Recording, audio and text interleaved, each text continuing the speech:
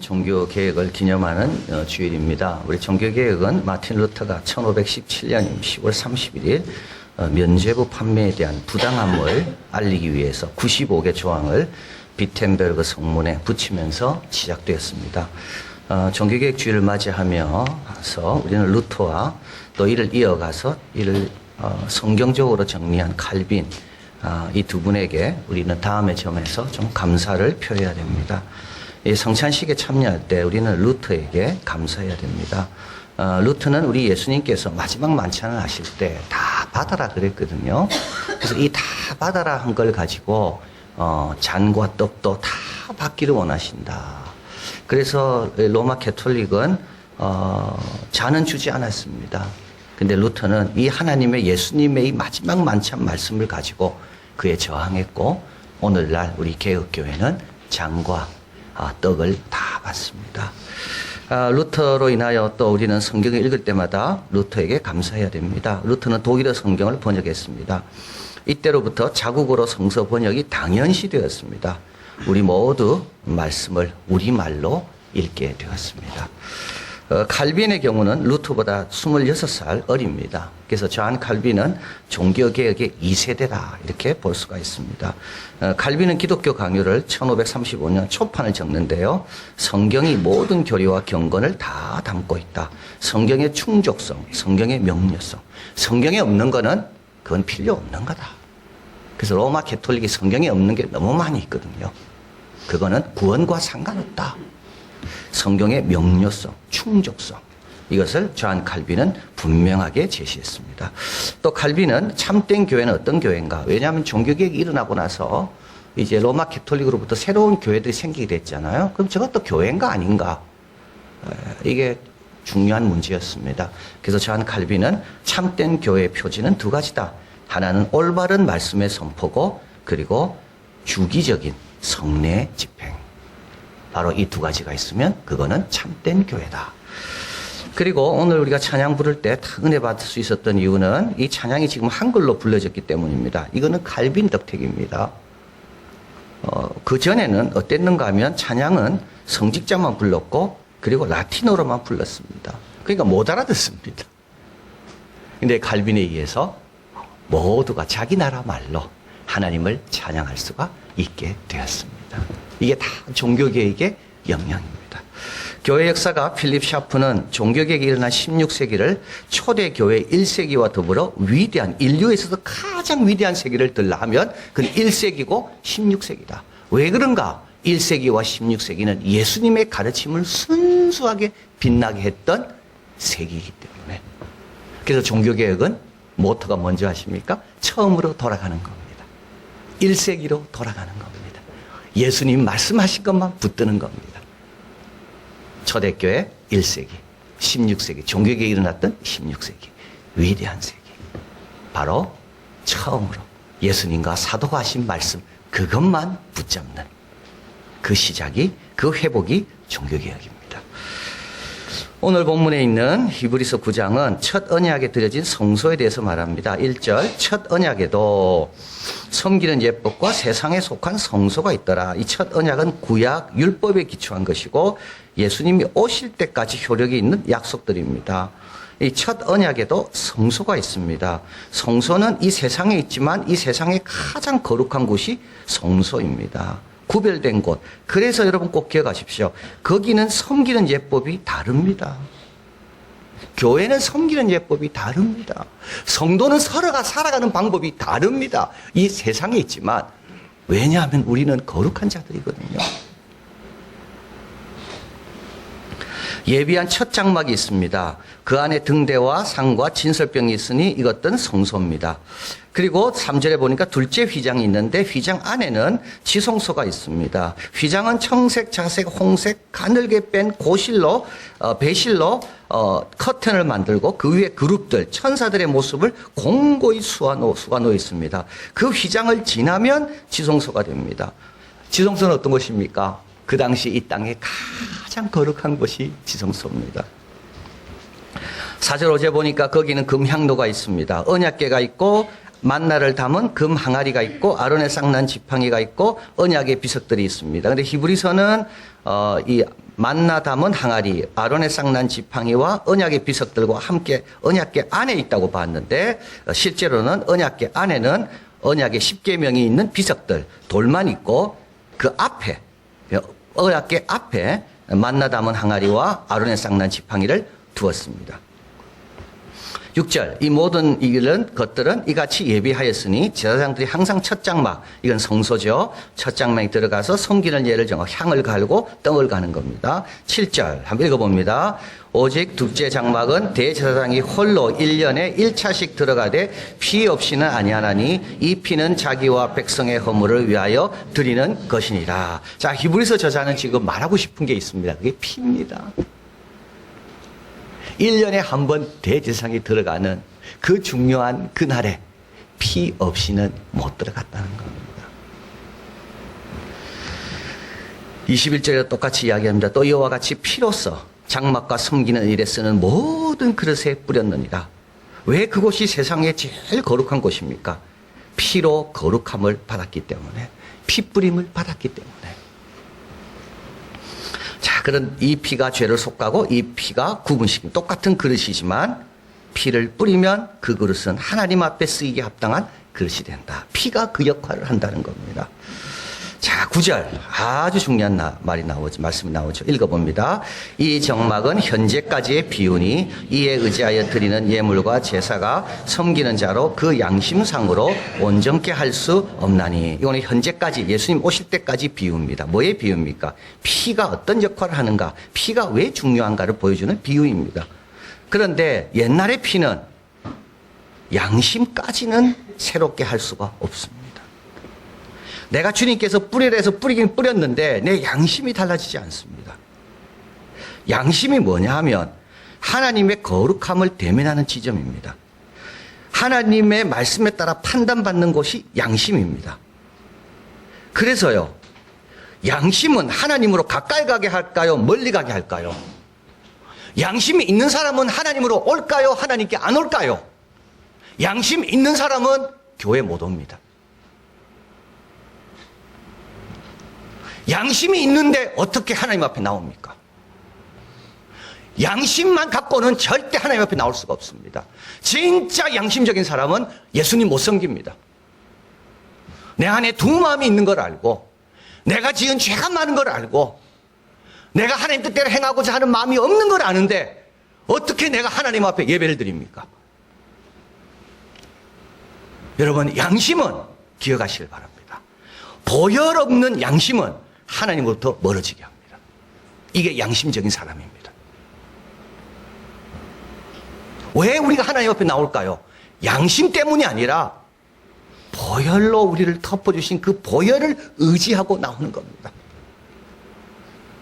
주님 앞에 나오기에 너무나도 부족한 게 많지만, 그러나 주님께서 보혈 안에 있으면, 어린 양의 피를 문설주에 바르면 죽음의 사자가 넘어가듯이 나는 어린 양을 통해 너를 본다. 그걸 믿고 나오는 거지 양심을 갖고 나오는 게 아닙니다. 그래서 첫 번째 언약에서 드리는 제사는 드리면 드리는데 계속 양심에 찔리는 거예요.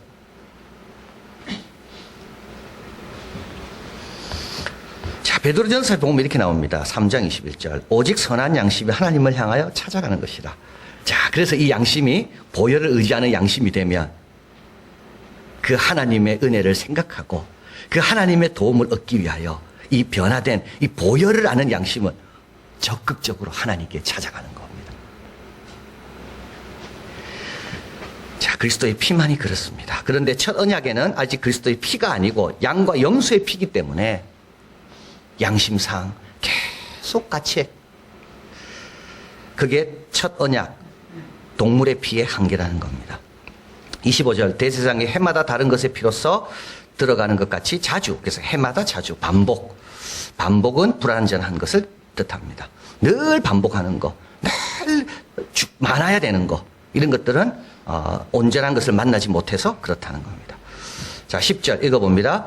이런 것은 먹고 마시는 것과 다른 여러 가지 씻는 것과 함께 육체의 예법만 개방되어 개혁할 때까지 맡겨둔 것이라. 그래서 이제 개혁할 때가 온 겁니다. 자, 그게 이제 11절입니다. 그리스도께서 장래일에 좋은 일의 대제사장으로 오사 손으로 짓지 아니한 이 창조에 속하지 아니한 크고 온전한 장막으로 말미암아 염소와 송아지의 피로 아니하고 자기의 피로 영원한 속죄를 이루사 단번 영원한 거 한 번. 이거는 뭡니까? 최종적인 것을 말하고 완벽한 걸 말하고 충족한 걸 말하는 겁니다. 그리고 여기에 더 좋은 일의 대사장, 땅의 성소가 제공하지 못한 것을 제공하는 분, 새 언약에 중보라는 것이고 더 크고 온전한 손으로 짓지 아니한 장막에 들어가셨다. 더 크고 온전한 장막, 온 우주를 창조하신 분이기 때문에 그분이 섬기는 곳은 온 우주 위에서 섬기는 겁니다. 23절에 한번 읽어봅니다. 하늘에 있는 그것들은 이런 것들보다 더 좋은 제물로 할지니라. 자, 이게 사역의 결과입니다. 우리 예수님의 사역의 장소는 창조되지 않는 곳에서 사역하셨고, 그리고 사역의 결과는 하늘에까지 미칩니다. 하늘에 배어든 부정들, 옛 질서 하에 제기한 모든 것들, 이런 것들을 최종적으로 다 깨끗게 하신 분이 우리 예수님입니다. 이 하늘이란 말이 그 뜻입니다.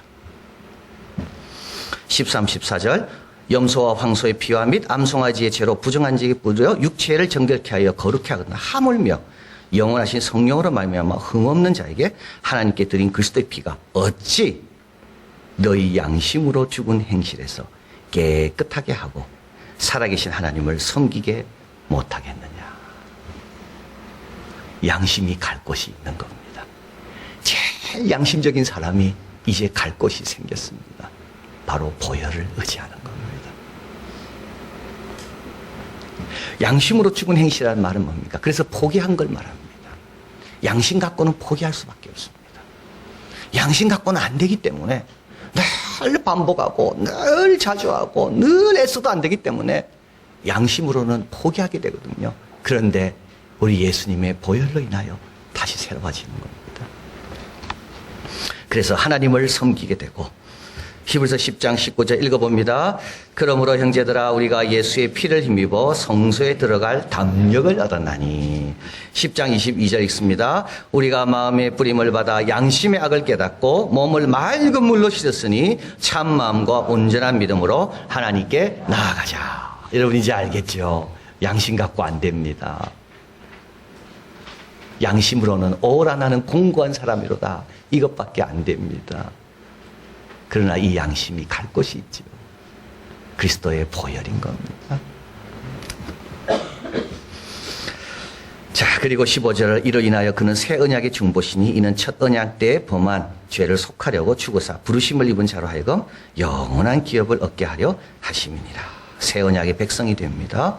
예수님의 보배롭고 흘린 그 피 때문에 우리는 담대하게 하나님께 나아갈 수가 있게 되고 영원한 유업을 받게 된다. 앤드루 모레이는 말했습니다. 그 피 안에 모든 지각이 감당할 수 없는 하나님과의 교제가 있다. 생명과 축복이 있으며 친밀함과 사랑이 있다.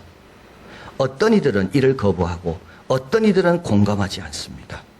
그러나 이 피에는 이상한 매력이 있고 저항할 수 없는 힘이 이 피에 있다. 그 피가 한 것과 할 수 있는 것에 대해 좀 더 넓은 시각을 갖도록 해라. 피를 딴 걸로 바꾸면 안 됩니다, 여러분. 피를 딴 걸로 바꾸면 안 됩니다. 피는 피입니다. 피가 좀 잔인하게 보이고, 피가 좀 가혹하게 보이고, 피가 좀 힘들게 한다 하지라도 피는 피입니다. 피를 다른 걸로 바꾸면 안 돼요. 교회 학교에서 아이들을 가르칠 때 피를 말고 다른 걸 바꾸면 안 돼요. 피는 피인 거예요.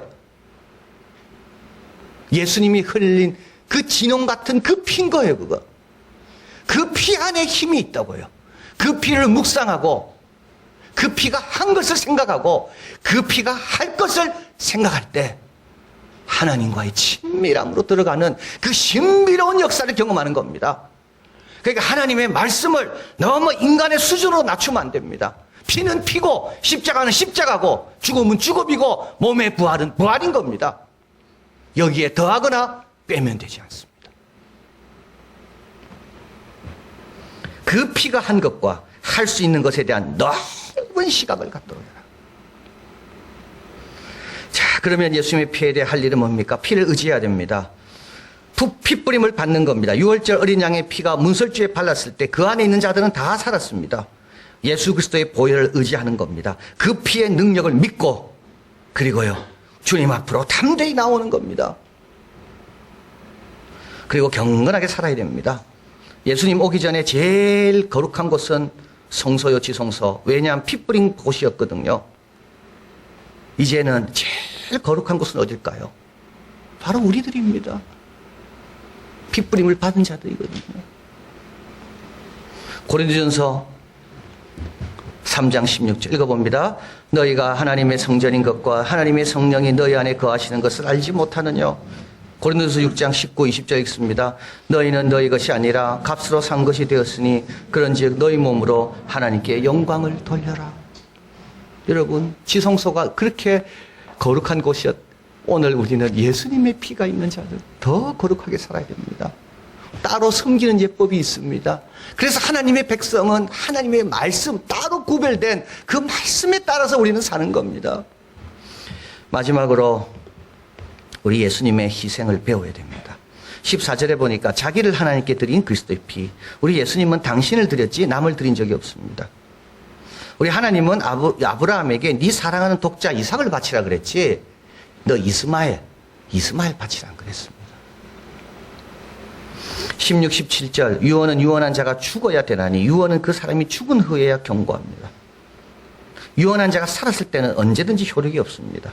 여러분 이 말씀 좀 비슷한 말씀 떠오르죠. 하나리 밀이 땅에 떨어져 죽지 않으면 그대로 있고 죽으면 많은 열매를 냅니다. 유언은 유언한 자가 죽어야 됩니다. 우리가 희생해야 됩니다. 그래야지 열매 맺는 겁니다. 초대교회가 승리한 이유는 딱 한 가지입니다. 남은 죽이지 않고 본인들이 죽었기 때문에 그렇습니다. 십자군 전쟁에 실패한 이유는 딱 한 가지입니다. 다른 사람의 피를 흘리려고 했기 때문에 그렇습니다. 루터에게 우리가 고마운 이유는 그렇습니다. 루터는 자신이 하나님의 종인 것과 하나님의 영광만 생각했습니다. 존 칼빈 똑같습니다. 제네바에서 쫓겨납니다. 그리고 3년 있다가 제네바에서 다시 와달라고 요청합니다. 이때 칼빈은 말합니다. 제네바에 가는 것보다 100번이고 십자가를 지는 것이 낫다. 그러나 내가 나의 주인이 아님을 돌이켜 생각하여 주님께 제물을 바치듯 내 마음을 즉시 그리고 진심으로 드립니다. 위대한 세기는 예수님처럼 자기를 희생하는 데서 만들어집니다. 우리 가정, 우리 자녀, 내가요. 9장 마지막에서 주님 말씀합니다. 히브리서는 말씀합니다. 이와 같이 그리스도도 많은 사람의 죄를 위하여 단번에 들이신 바 되셨고 구원에 이르게 하기 위하여 우리의 죄와 상관없이 자기를 바라는 자들에게 두 번째 나타내시리라.